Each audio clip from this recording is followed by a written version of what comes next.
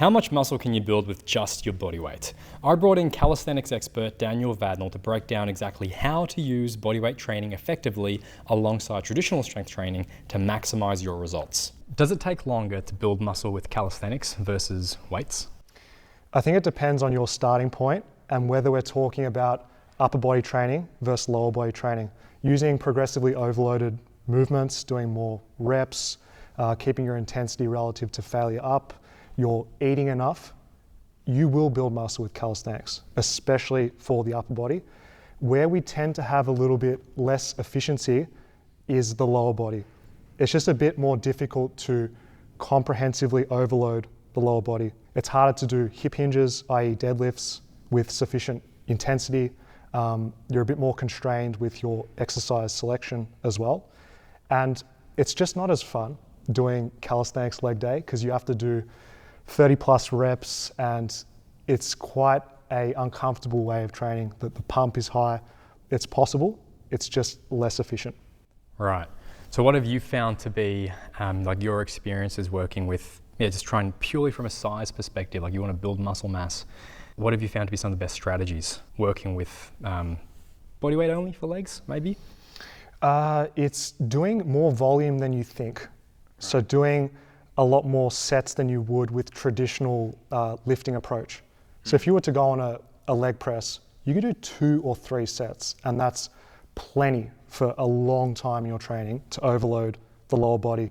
Whereas if you're doing things like sissy squats, as an example, it's not unusual to do upwards of, say, 4 or 5 sets just to get in enough total work to fully stress those areas. So the big takeaway is if you're using calisthenics only, no additional weights, don't be afraid to do more total sets per week, per muscle group. With calisthenics, we've got athletes doing 50, 60, 70 sets per week. Oh, wow. Just because there's that inverse relationship between intensity and volume. Yeah, 70 sets for quads. What are some of the exercises you would use? Say we're doing a pure bodyweight only quad workout. What would you, or throughout the entire week, what exercises do you choose? I'd be doing something like a compound movement to start with, a single leg squat, a type of split squat to overload that area, and then finishing with a sissy squat to get more of that isolation pattern, and even some reverse Nordics in the mix as well. Let's bring it back to the upper body because that's what people care about most. Yeah. If you're doing, say, push-ups as an example, if you really wanted to focus on just developing the chest, we know now there's a lot of merit in focusing on the stretch. So 10 years ago, we used to laugh at the bros in parks or seeing people doing prison workouts, pumping out these half range reps. It's like, come on bro, use full range of motion, don't be a wuss. But now we know that that's an option for fatiguing that area. Right. So not being afraid to use stretch partials, doing repetitions beyond not going full range. So push-ups like this, if you've done all your reps full range, don't be afraid to finish at the bottom.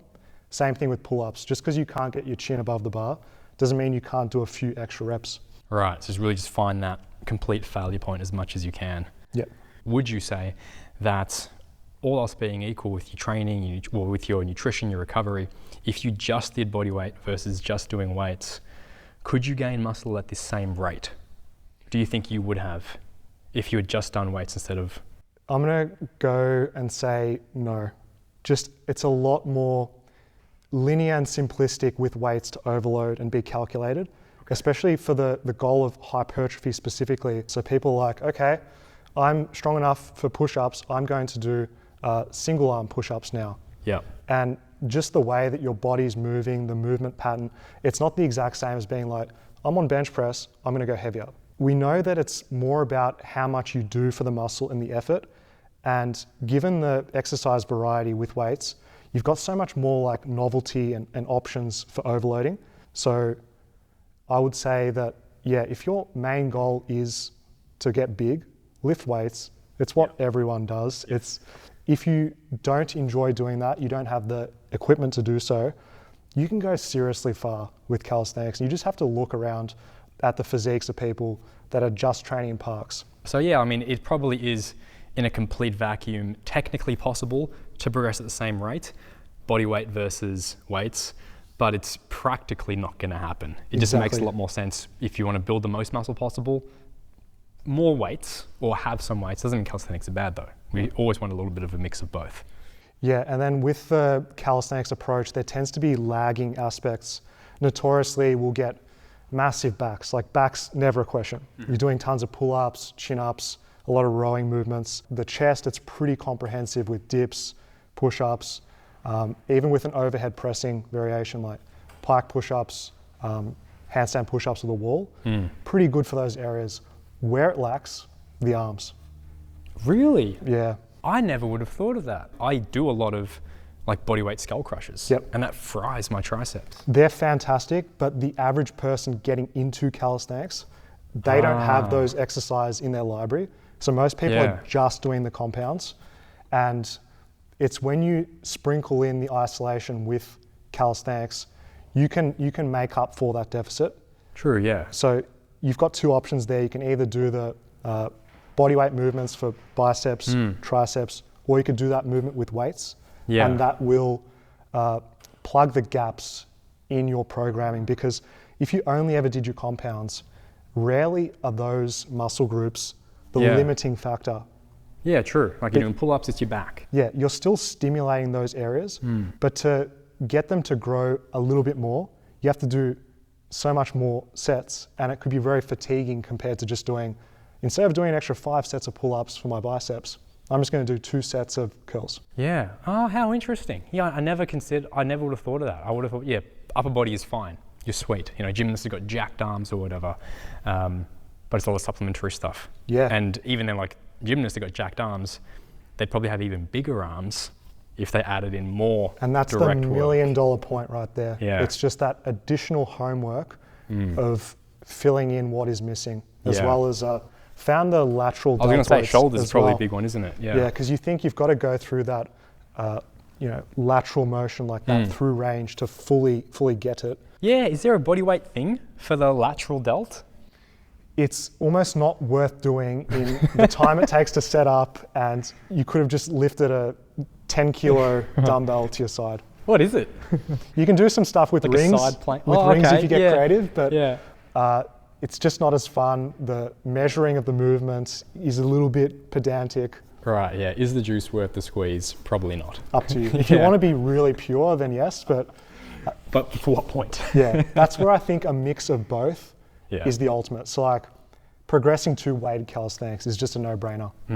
So how do we make bodyweight training or calisthenics training more bodybuilding, muscle building friendly? I'd be applying bodybuilding principles to bodyweight exercise.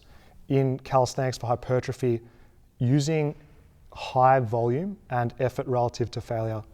So we want to be taking our sets really hard, really pushing ourselves, and that's going to set the grounds for developing muscle tissue. And I'd also be playing with frequency as well. So not being afraid to hit the same muscle group 2 to 3 times a week to really get that muscle protein synthesis. We're using a full range of motion in exercises. So we're doing our pull-ups, we're doing our dips. If we're doing skills of calisthenics, if we're doing, say, a front lever, if you want to make it muscle building friendly, we'd be using full range of motion in that exercise. Most bodybuilders, myself included, most people can't do full range reps of a front lever. So it'd be using band assistance, would it be using like a half front lever lay, that kind of thing? Both of those, yeah. Okay. The main takeaway, because it can be very overwhelming with changing exercises and it can be confusing, are you doing more than 5 reps?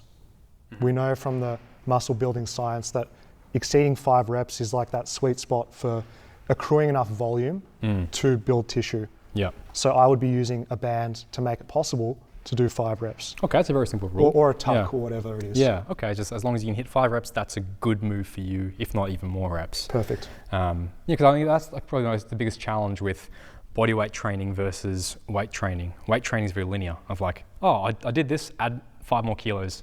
That's my progression. Whereas a front lever for my back day, do I make my legs straighter? Do I use an easier band? Do I use a different movement?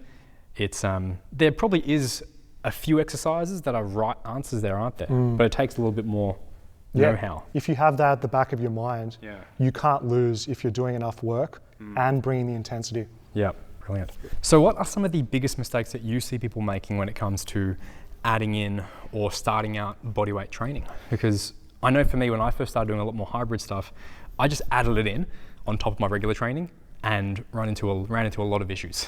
Yeah, it's a lack of knowledge is probably the biggest piece. It's not knowing how to modify exercise intensity so that you're working in the threshold that you want, being able to do those 5 reps. So you need to be knowing regressions and progressions, using bands, changing body posture, and still doing the main compound exercises that actually work in the vertical and horizontal planes. Yeah. Is there a certain volume threshold of sets or total sessions that you might try to hit or avoid going too far over? Because again, that's been my mistake a few years ago, where I thought, I'm just doing handstand work. It's just 20 minutes of holds every day. How hard could it be to throw it in on top? And then my wrists and elbows and shoulders realized, oh, it's very hard to just add this in. There's a lot of load going through these little structures. Yeah. Do you have any strategies for introducing that, tapering up, or just fitting it into a cohesive plan? Yeah, less is more. Being mindful of what you're doing to start with, because there's so many exercises you can do. As you said, handstands, front levers, planches, muscle ups, human flags, all your basic compound exercises. Where does it all fit? Yeah. Just picking a few primary movements, starting with a almost less than you think amount of sets. It's such a good place to start, because you can always trend upwards, but starting with 60 sets a week, where do you go from that? So just when in doubt, doing around that 20 set volume is such a good guideline to start with. But then knowing the difference between a calisthenics skill and an exercise you're doing for muscle building. So a handstand, it's not really strength focused. Yeah. When you compare that to doing dips, the amount of practice you could do on handstands, you can do that 6 days a week if you want. Whereas if you're training your dips really hard, you're not going to be able to do that as often. So such a good measure to know if you're doing too much is if you go into the next workout and you can't repeat what you did or progress, or you have absolutely no energy or muscle force in those movements, you probably need more recovery. Right. But there would be some times where that's a good point to go to overreach a little bit. For sure. Maybe 1/3 of the time. For something to progress towards, but more often than not, people are overzealous and they start that within the first 2 weeks and they can't keep progressing. Yeah, that's my mistake and my mentality of I know a lot of traditional S&C bodybuilding, just push hard, stimulate, destroy yourself, or just push hard in general. But I guess the skill work, like handstand or planche or front lever, you're not necessarily going to failure, because you need to have really good technique and coordination over the skill. That's for sure. And when we look more into biasing like strength adaptation, it's smart to do it more often at that threshold of intensity to see adaptation. Because if you did your first set go to failure, you can't do an extra 2 more sets to get that sweet spot of enough work in the movement pattern to do that again multiple times per week. Yeah. So with strength, it's more playing the long game, having a little bit of restraint, and progressively increasing that intensity. Gotcha. So you mentioned a few skills there. You said planche, front lever, handstand, human flag. Am I missing any other key calisthenic skills from that? You can throw the muscle up in there as well as more of a hybrid, So say we have those 6, and there could be more, maybe there's 10, but how many would you recommend somebody pick to start with at one time? A push and a pull. Keep it really simple with just one primary thing. And it's not as if your whole workout is just the front lever and just the planche. It's just that you're not trying to do 4 to 6 skills, all those isometric type positions at one time, because they're complementary as well. It's not like your planche isn't going to translate to your handstand push-up. Or your front lever is not going to translate at all to your human flag. It's still that straight arm strength component in the pushing and pulling motion. It just lacks that specificity, which comes when you introduce it. But what I see most people do is doing too much, and it's just too much fatigue. It's too many signals. You don't have the amount of work and the intensity. Yeah, because I think a lot of it is you see these cool skills on social media, like I want to do them all. I'll just start it all, and I'll just build up over time, but you physically can't. Yeah. But taking 1 or 2 movements at a time, you can then focus on maybe 6 months at a time on one skill and then move on to the next one to get some progress there, keep rotating it out.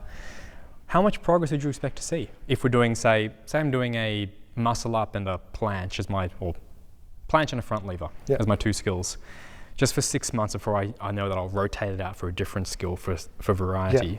How much progress would you expect to see across the board from there, from a beginner standpoint? Depends on starting point, depends on what your strength lies. Some people are better pushers, some people are better pullers. Right.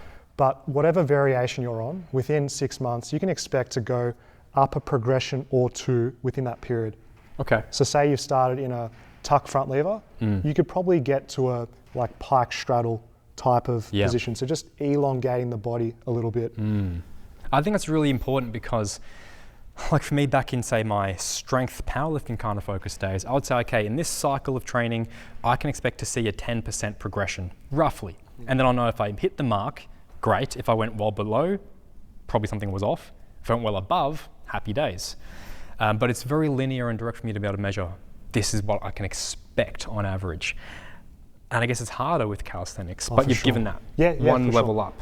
In a 6-month period, that's a really good thing to shoot for. And a good takeaway for people is there's a different relationship between your level of advancement and rate of progress. This applies in calisthenics, powerlifting, bodybuilding. More beginner stages, you'll see rapid progress. Your hold times will increase. It'll feel night and day different after 4 weeks. But then as you're an intermediate, it might take 3 months to see an equivalent amount of progress. And then advanced, 6-9 months. So if you just understand that, it gives you a lot of confidence that the program's working. You don't have to change too much. You don't have to get insecure about changing methods or doing different things. You just got to stay the course. Gotcha. Another mistake people make is just sticking purely to body weight. Right. So when you're at the point where you can do, 30 dips, 20 plus pull-ups, you should add weight to your body. Yep.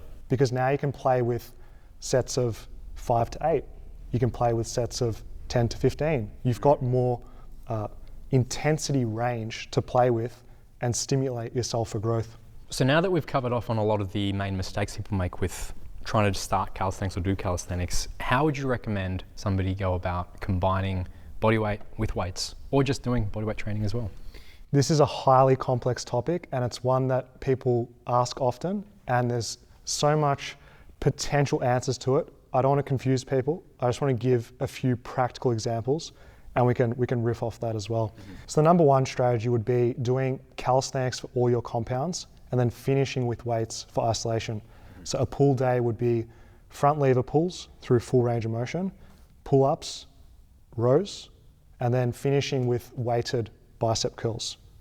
Then say for a push day, I'd do something like handstand push-ups, I'd do dips, push-ups, and then finishing with weighted tricep extensions and lateral raises with weights, just to plug those gaps in there. Number 2 is you can mix calisthenics and weights in every workout.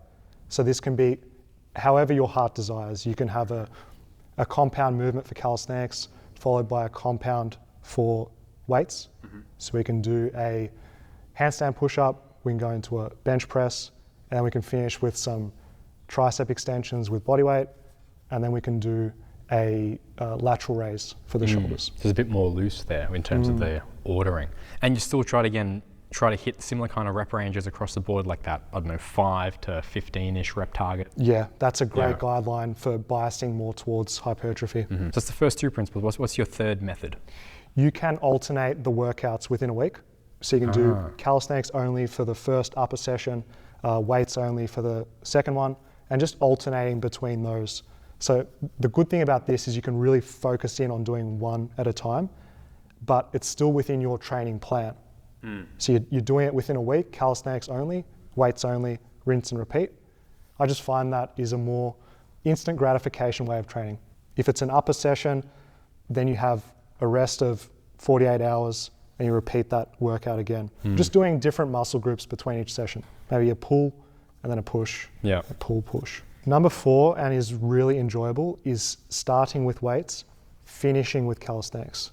So flipping the first one on its head. That's it, yeah. So you are doing the big movements with weights, compound, and then you're finishing with the compound movement with body weight. So you fully exhaust the muscles, say with like heavy bent over rows, lat pull downs, face pulls, and then you can finish with pull-ups, body weight rows. It's just getting a lot of stimulus from those easy body weight exercises. When you're fatigued from the weights, it almost makes them like hyper stimulative. And I would guess like within all these 4 different methods, there's certain benefits and drawbacks. Like doing calisthenics first and then finishing with weights means the calisthenics gets a bigger emphasis and probably more progression. Versus this last method here, you can't do a lot of high quality planche work at the end of a workout, probably. No. Yeah, that's where you got to pick which one, what's more important. What suits your goals, understanding that you can get some of both worlds, but you won't get the best. There's a reason why people that just do calisthenics are the best at calisthenics. People that, for example, just use purely optimal bodybuilding techniques, machines, free weights, isolation, on average are bigger than people that just do high rep body weight exercise. But understanding that is freeing, knowing that you can combine both. It's enjoyable. You're going to get some of both sides.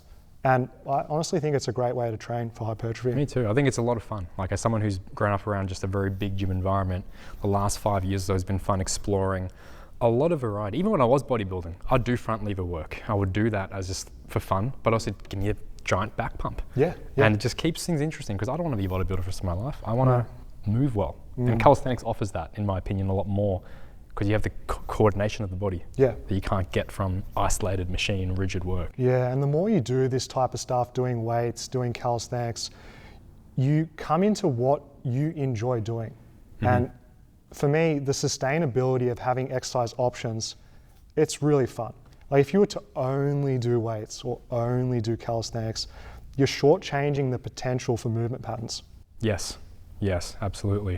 Do we need an outro? Hard cut.